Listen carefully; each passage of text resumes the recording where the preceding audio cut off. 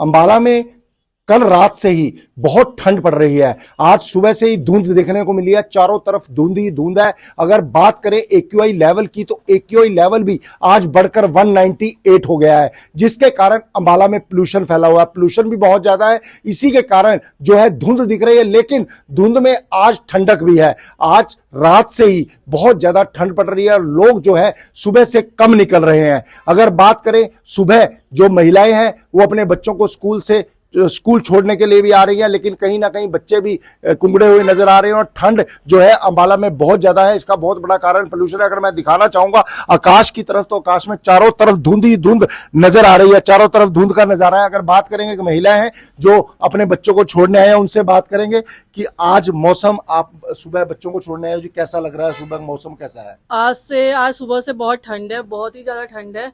एकदम से मौसम ने पलटी ली है आज की डेट में। सुबह बेटी को भी स्कूल छोड़ने आई थी तो बहुत ठंड है। अभी स्कूल भी टाइमिंग चेंज नहीं हुआ है, उसकी वजह से भी दिक्कत थोड़ी हो रही है कल से ज्यादा बच्चों को। आज कल से ज्यादा धुंध आज ज्यादा है, रात से ज्यादा है, ठंड भी ज्यादा है। कल इतनी ठंडक नहीं थी हवा में, लेकिन आज बहुत ज्यादा ठंडक है, धुंध है बहुत ज्यादा। बहुत मुश्किल हो रही है बच्चों को भी स्कूल भेजने में, करने में। अभी देखो मंडे से मे भी शायद टाइमिंग चेंज होगा तो थोड़ी राहत बच्चों को भी मिलेगी। तो ये सुबह छोड़ने आए थे बच्चों को, इनसे बात भी की, इन्होंने बताया किस तरह से ठंड बढ़ी है और बच्चों को भी सुबह छोड़ने में दिक्कत आ रही है। स्कूल के टाइमिंग कहीं ना कहीं बढ़ी है, लेकिन धुंध जो है अंबाला में बहुत दिखने को मिल रही है और जिसका एक्यूआई लेवल जो है अंबाला का आज 198 है। तो पोल्यूशन भी कहीं ना कहीं नजर आ रहा है।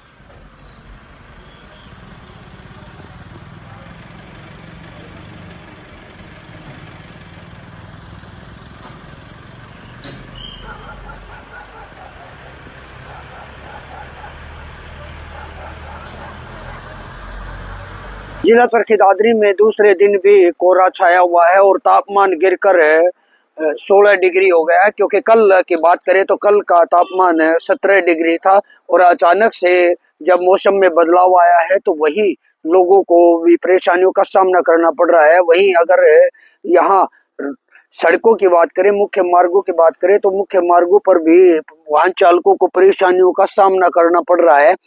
अगर यहाँ बात करें मौसम विभाग की तो मौसम विभाग का कहना है कि लगातार मौसम में बदलता रहेगा और कड़ाके की ठंड बढ़ती ही जाएगी। आप देख सकते हैं कि आसमान में अब भी कोहरा छाया हुआ है। वहीं अगर बात करें डॉक्टर्स की तो डॉक्टर्स का कहना है कि लगातार कोहरा और कड़ाके की ठंड में अगर बुजुर्ग और बच्चे घर पे रहेंगे तो सावधानियां बरतेंगे तो सही रहेगा। वहीं अगर कृषि विभाग के अधिकारियों की बात करें तो कृषि विभाग के ज्यादा कोहरा छाने से वही फसलों में भी फायदा मिलेगा, अगर पाला पड़ता है फिर नुकसान होगा। धीरे धीरे गुरुग्राम शहर गैस चैम्बर में तब्दील होता हुआ नजर आ रहा है और गुरुग्राम में जो एक्यूआई लेवल है वो 400 के पार पहुंच चुका है, जो कि बहुत खतरनाक श्रेणी में आता है। और तस्वीरें आपको दिखा देते हैं। इस वक्त गुरुग्राम में सांस लेना भी बहुत मुश्किल हो रहा है, क्योंकि जो गुरुग्राम की आबो हवा है वो जहरीली होती हुई नजर आ रही है। और जो एक्यूआई लेवल की बात करें तो वो 400 के पार पहुंच चुका है, जहां PM 2.5 250 के पार और PM 10 है वो 400 के पार नजर आ रहा है। जहां जहां तक आपकी नजर जाएगी वहां आपको सारी इमारतें जो है वो धुंधली दिखाई देगी। और ये धुंधली दिखाई देने का कारण है प्रदूषण की वो जो सफेद मोटी चादर है, जिसकी वजह से लगातार जो है प्रदूषण का स्तर बढ़ता जा रहा है। और साथ ही ये जो प्रदूषण है वो लोगों के शरीर में जहर की तरह घुलने का काम कर रहा है। गुरुग्राम में लगातार एक्यूआई लेवल बढ़ता हुआ नजर आ रहा है। आपको इस साइड की तस्वीरें दिखाएंगे जहां विकास सदन है, गुरुग्राम का विकास सदन, गुरुग्राम का कोर्ट, जो पूरी तरीके से धुंधला नजर आता है। इससे साफ जाहिर है कि गुरुग्राम की आबो हवा लगातार जहरीली होती हुई नजर आ रही है और अब गुरुग्राम का प्रदूषण जो है वो लगातार बढ़ता हुआ नजर आ रहा है। हालांकि गुरुग्राम में ग्रेप 2 लागू किया गया है, पर ग्रेप 2 के नियमों का कहीं ना कहीं उल्लंघन होता हुआ गुरुग्राम में दिख रहा है, जिसकी वजह से जो गुरुग्राम का प्रदूषण है वो बढ़ता हुआ नजर आ रहा है। साथ ही आपको बता दें गुरुग्राम में इस वक्त जो हवा है वो जहरीली है और लगातार प्रदूषण का स्तर गुरुग्राम में बढ़ता हुआ नजर आ रहा है।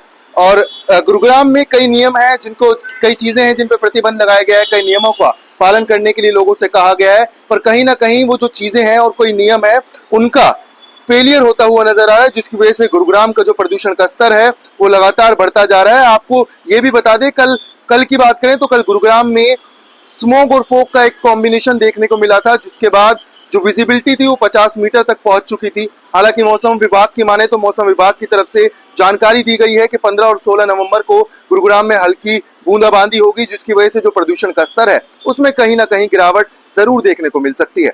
हालांकि अब देखना यह होगा कि किस तरीके से ये गुरुग्राम का जो प्रदूषण है वो काबू में आता है और इसको कंट्रोल किया जाता है। रोहतक में लगातार प्रदूषण का स्तर बढ़ता जा रहा है। आलम यह है कि जो गंभीर बीमारी के मरीज हैं उन्हें डॉक्टरों ने घर रहने की सलाह दी है। मेरे पीछे आप देख सकते हैं कि ये आपको कोहरा नजर आएगा, लेकिन ये कोहरा नहीं, कोहरा प्लस प्रदूषण है। मैं आपको दिखाना चाहूँगा क्योंकि हम इस वक्त एक गांव के अंदर मौजूद हैं और गांव में आप देख सकते हैं कि कोई भी घर आपको नज़र नहीं आएगा क्योंकि 2 दिन से कोहरा पड़ रहा है। लेकिन ये वो कोहरा नहीं जो अमूमन सर्दियों के दिनों में आप इसका सामना करते हैं, बल्कि ये वो कोहरा है जो प्रदूषण और कोहरे को मिलाकर बना हुआ है। यानी कि प्रदूषण का स्तर इतना बढ़ गया है कि कोहरे की शक्ल ले ली है और एयर क्वालिटी इंडेक्स लगातार खराब होता जा रहा है।